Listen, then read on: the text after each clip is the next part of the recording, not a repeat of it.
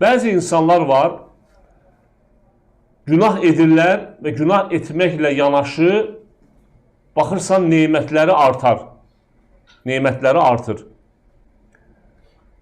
Və bu da elə fikirləşir ki, Allah buna xeyir istəyir. Fikirləşir ki, yaxşıdır.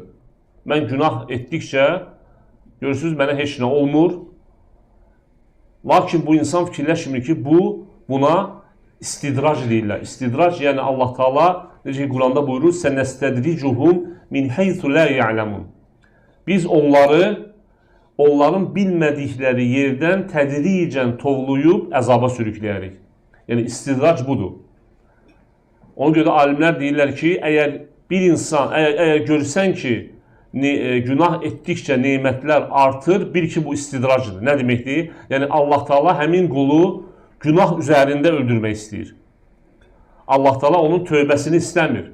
Allah Taala istəmir ki, onun başına nəsə bir müsibət gəlsin və bu onun günahlarının silinməsinə səbəb olsun. Niyə görə? Çünki layiq deyir ona.